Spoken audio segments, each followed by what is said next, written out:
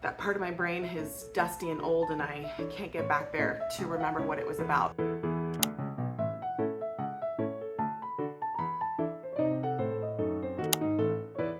Hello, my name's Brenna, and today I'm talking about all of the books that I plan to read this summer. Last year, I made a very ambitious summer reading list, and I didn't get through all of those books in one summer. Most of the books that were on that list I had to continue on into the fall and the spring. But this summer, I have another ambitious reading list, and I have a couple of other book lists that I'm planning to try and dabble in this summer, but this is the main focus of stuff that I want to get through before the new school year starts. Summer has officially started for me, so I'm excited to try and get into some of these and hopefully, see what they're like, if there's something that I can use in the classroom, because that's like the main goal with this particular summer reading list, is to read stuff that I want to use in the classroom in the 2024-2025 school year. There are other books that I do plan to read this year. This is, like I just said, this is just the stuff that I want to get through this summer before I get into my theater classes next year. So, to no one's surprise, most of this reading is going to be plays and musicals and theater related readings. So if you're not quite interested in that stuff, I do have other videos that I'm planning on making that are focused more on novels and other book, like literature related videos. So definitely check those out. But for now, this is my summer reading list for 2024. Okay. So I do have one book. I'm kind of separating these into different categories. First, I have actual books that I plan to read for school, and then I have musicals that are like the book and lyrics of the musical, and I plan to either watch the musical while I read it or listen to the musical while I read it. And then I have a set of plays that I plan to get through as well that I really can't necessarily watch, but I plan to read the plays. And then I have a stack of textbook kind of books that I'm planning to try and at least dabble in this summer. I don't plan to necessarily read them cover to cover, but I do want to try and glean some information from them to help me guide my lesson planning for the next year. So let's start with the only real book on this list, and that is Charlie and the Chocolate Factory by Roald Dahl. There's no secret anymore. The secret's out. I made the announcement at the end of the school year. I'm doing Willy Wonka the musical in March or April of 2025 for my students. And I talked about in my May or April wrap-up video that I was interested in reading the original Charlie and the Chocolate Factory by Roald Dahl to see how the source material relates and if there is any inspiration to be gleaned from his original work. I particularly love this edition that I got from the library. It's illustrated by Quentin Blake. The illustrations are iconic. And I also, after watching Willy Wonka and the Chocolate Factory with Gene Wilder, I was interested to see how closely this book relates to that movie as well, because I feel like the musical goes along with the movie more than it does with the book, but we'll have to see. The rest of these are all theater related, so sit back and enjoy if that's something you're interested in. The first set that I plan to get to are just 3 little short plays. 2 of them are technically a musical, but they're independently published, so without buying the sample CD, there's no real way to listen to the music while I read it, so I'm really gonna be kind of reading this as if I were reading a play. The first play, though, that's actually a play but not a musical, is called Oddball. I found this randomly cleaning out my play shelf earlier this school year, right before the school year ended, and I realized that it was the one out of the sets that I have that I did not read, and it's a really short play, so I feel like it would be really easy to read and also decide if it's something I would have my students work on. So that's Oddball, a comedy in 1 act by Lindsay Price. The next play is called The Trial of the Wicked Witch the Musical. This is a review copy that I ordered from the publisher, and it's basically what it sounds like. The Wicked Witch of the West goes on trial for her crimes. I don't think that it's trying to be related to Wicked at all. I think it's more about like the fairy tale aspect of the Wicked Witch, and similar to like that one book about the big bad wolf going on trial, or like defending himself against his actions toward the Three Little Pigs. So I think it's something similar to that. But there is a lot of interest in Wicked at my school, so I thought maybe I would give this a try and see if it relates at all to Wicked. The next is Grease is the Word, the Zeusical. I had to order this. The title alone just got me. So I ordered it, and now I'm committed to reading it. It's a retelling of Mount Olympus, the Greek gods, and instead of like there being this kingdom or this palace on Mount Olympus, it's a diner where Zeus is the chef and Hera is the waitress. And I think it's supposed to be something like if the Greek gods were in the 1950s, like in the musical Grease, which sounds amazing to me. So I'm super excited to get into this. That is Grease is the Word, Greece as in the country is the word, the Zeusical, by Stephen Murray. Super excited. Let's get into the musicals now. And quite a few of these musicals I was planning to read last summer, and I never got to them because I was focused solely on the plays that I wanted to read. So this summer, I'm gonna try and focus on the musicals that I have on my shelf so I can be better equipped to study them and talk about them with my students. Heads up, some of these are not necessarily middle school appropriate. They're on my shelf probably because they are iconic musicals, but some of these musicals would be musicals I would be hesitant to work with regular students, let alone even my advanced students. But I have to read them just to get them in my head and understand the context of them before I even dive into them with my students. This giant pile here. The first one just off the top that I grabbed is In the Heights by Lin-Manuel Miranda. Lin-Manuel Miranda of the Hamilton fame wrote In the Heights before he wrote Hamilton. This is one of his breakout musicals that he wrote on Broadway, and the music is fantastic, very different than Hamilton, but still very good.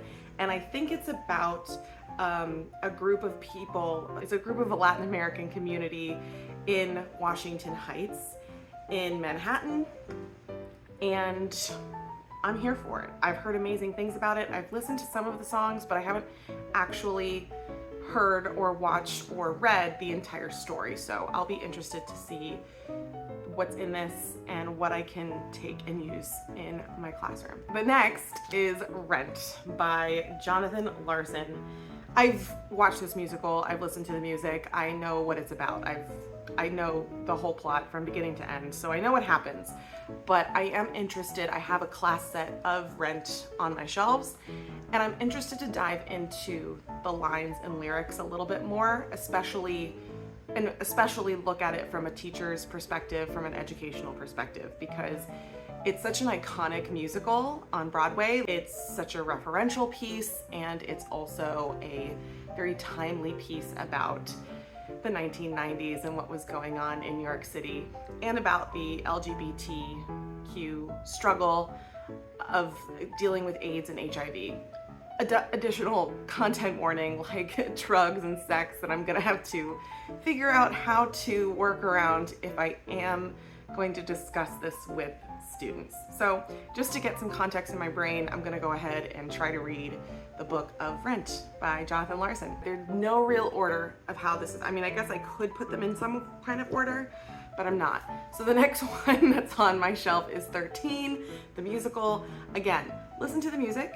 I've not had a chance to see a production of it yet, and I haven't watched the film musical version that is streaming on a platform. So I'll be interested to read this all the way through and listen to the music. My students gave me an interesting perspective on this, because while they recognize that there are some musicals that we don't touch in middle school. A lot of them told me that this was semi-inappropriate for middle schoolers. And a part of me wants to be like,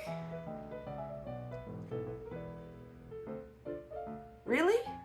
Like, out of the two, this is the one you're gonna tell me is inappropriate for middle schoolers?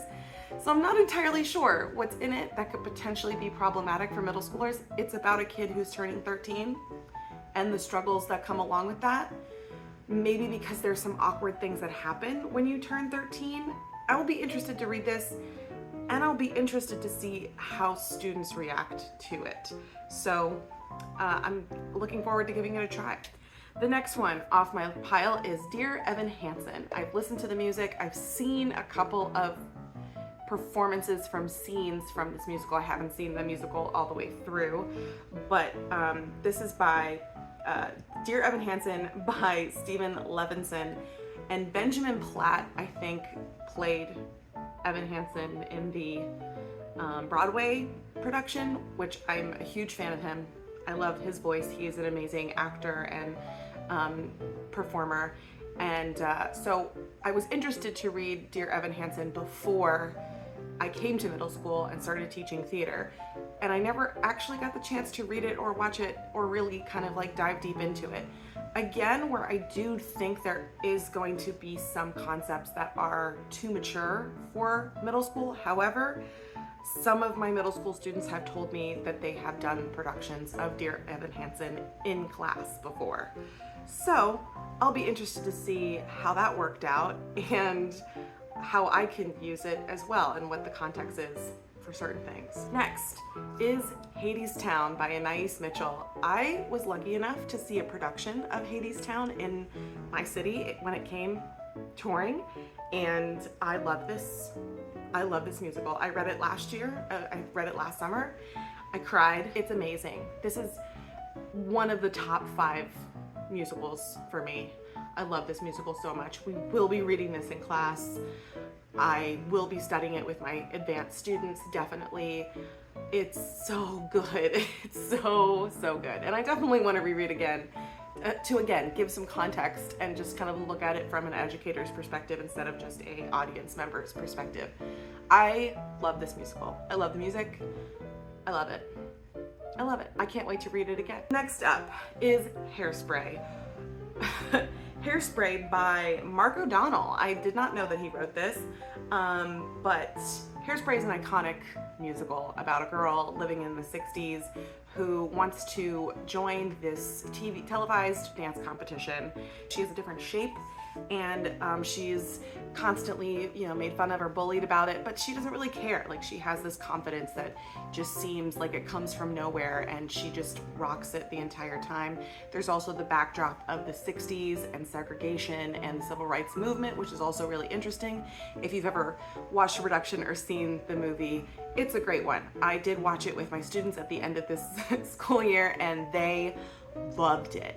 There was a lot of shock when it came to how Black people are depicted and the words that were used in the musical, because it's historically accurate. That's how people talked in the 1960s, which is definitely something that if we do study this is going to have to be discussed with students so they kind of understand the historical context and the representation of the characters. I'm happy to read this though and share it with my students when I do get a chance to kind of get an idea of how we can study it and how we can study the history behind it. Next up is A Chorus Line by Michael Bennett. Iconic musical, a super classic iconic musical of a group of dancers who are auditioning for a role in a Broadway production, I'm pretty sure. I've never actually read the musical, and I think I only sat in on some rehearsals of a production of the musical. So I don't think I've seen the whole thing all the way through. If I did, it was a long time ago, and my brain that part of my brain is dusty and old and I can't get back there to remember what it was about. So I'm gonna be diving into this. Again, I think it should be okay to read with middle school as long as there is historical and context given for any adult themes that are in it. Next up, I have watched many times, I've seen many productions of Into the Woods by Stephen Sondheim. Beautiful music, just beautifully written. I'm excited to study the language that he uses in his songs and compare it with, the productions that have been done of it. This is obviously the movie tie-in that Disney did recently, but I kind of want to watch like the Bernadette Peters production because I think that was the very first one that I ever watched when I learned about Into the Woods. And I remember thinking when Act 1 was over, I was like, oh, that's a cute little musical. And then my friend was like, no, wait, it's not over. And the whole thing changes. And that's the brilliance of this musical, is that it's like two different musicals in one. So I'm excited to read this. I'm also excited to kind of think about ways that I can talk about this with students, especially when it comes to different types of productions. In middle school, we often do the junior version of productions, which is cut down not only for time, but for content to make sure that it's okay for children. And it's definitely one of those that's a great conversation starter about the difference between mature content for older audiences and content for younger audiences in musicals. Two more. The second to last is Cinderella by Rodgers and Hammerstein. Rodgers and Hammerstein Cinderella. They one that everyone references when it comes to a musical, right? Because there's the Disney version, and I think there is like a Disney musical, but this is like the musical Cinderella that went on Broadway, and the one I think that everybody usually produces when they produce a version of Cinderella. The iconic songs come from this. Rodgers and Hammerstein is obviously an iconic duo on Broadway. I'm excited to read through this and compare with the other versions of Cinderella that are out there, because obviously it's in the public domain and anybody can create their own version of Cinderella. And I think I'll be interested to watch and listen and read this one. The last one, which I have to say, I'm not super excited about reading. It might be the last one on my list because I don't plan to get to it, but it's on my list anyway, and that's Sound of Music. I've watched this play so many times. I think I watched it first when I was in elementary school, and that's what makes it so perfect for young audiences. It's a very wholesome, innocent musical with themes that families can access and be enjoyed, it's not anything too serious, but it is iconic. A lot of the music that we hear from The Sound of Music is played again in other media and productions because it's just so familiar, everybody knows it. And again, I would like to share this with my students just to kind of understand a basis of musical theater and where certain things derive from. This is one of those musicals that is derivative. How do you say that?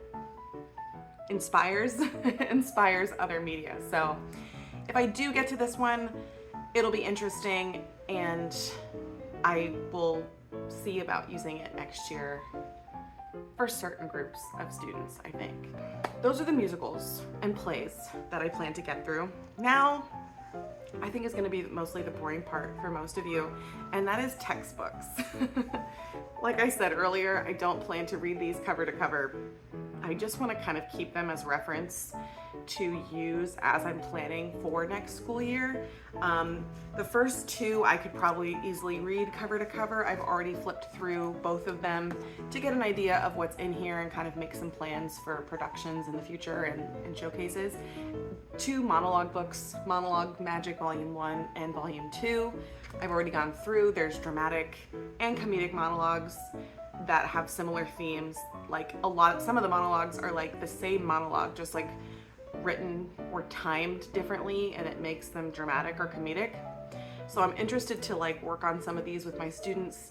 I hope that they'll be interested in some of them. They don't seem too cheesy to me personally. I think that they would work really well for certain middle schoolers, and some of them have a little bit more heavier themes that might be interesting to middle school students in theater doing monologues. So yeah. The next textbook, again, this is a real like reference book. It's a Broadway musical show by show, just literally from the start of Broadway, when Broadway first opened in 1866 to, I think, whenever this edition was published, the 6th edition, which was published I think actually quite some time ago. This is not the newest version of this book. Okay, I think it goes up to 2008. 2007? It goes up to 2007. So still somewhat out of date, but it's good to have as a reference in my classroom to know kind of when certain musicals came out. It also includes like revivals, when revivals have come to Broadway, and that's pretty interesting to me because then I can kind of understand what has had adaptations and how they have been adapted. So good to keep on hand. Like I said, probably won't read it cover to cover, but it's good as a reference book to keep on hand. The next two. The first is an introduction to the art of theater by Marsh Cassaday. This just seems like a really easy structured book for kind of creating a generic template of how to introduce theater to students. I'm really probably just gonna skim through it because there is like kind of some jumping around that I would do personally in the structure of this book, maybe putting the history of theater in a different spot. I don't know, but this has some useful information that I can potentially glean for future lessons. And the next one is just my personal interest, Greek and Roman theater, something that I feel like a lot of theater programs, especially musical theater programs, often miss is Greek and Roman theater education. Just understanding where a lot of our Western theater concepts come from and how they were created, as far as like archetypes and storytelling and all that kind of, all these pieces that kind of led up to where we are now. So I did try to do a little bit of Greek theater with my advanced students last year, and they were not into it. So I don't know how useful this is going to come in, because I kind of need to figure out a way to make older theater more accessible to preteens. We'll figure that out. Again, this is gonna be definitely a reference text. It seems like it's pretty dense, so I'm not gonna, I don't know if I'll be able to dive too deep into this book, but I'd like to at least go through some chapters and figure out stuff that might be useful for my classroom. And last, I've talked about before, but it's still on my currently read reading list, and that is Acting in Musical Theater, a comprehensive course. I have flipped through this a few times. I've looked at the chapters. Certain chapters I've already kind of read and tabbed up. So what I really want to get to this summer with this book is just pulling out things that I know can work for my students. Not necessarily reading this whole thing, but pulling out those pieces that I think can be really helpful to students in the classroom learning acting skills. So hopefully I can get some really good stuff from this. I really love this textbook, at least from what I've read so far. It's got a lot of really useful information for any actor. So I'm excited to jump in and just kind of like pull things out and maybe pair up with some other readings, because this references a lot of like the art and craft of acting, not just in a play, but in a musical as well, and the difference between acting in a play or in a musical, and like what it means to be a musical theater actor versus being a stage actor. That's it for my very ambitious summer reading list, part 2 in 2024. I think this should be a little bit easier to get through, because I feel like most musicals, right, can be watched in a day, right? Because they're like movies, basically. And if I can read and watch at the same time, that should mean that I can get through like one a day, right? That makes sense on some level, maybe. So that's my theater summer reading list. I know it's not like super book focused, but I hope you enjoyed it anyway. If you came from my other channel, welcome. This is the channel where I talk about books and reading and stuff that I'm reading and listening to and watching, that stuff too.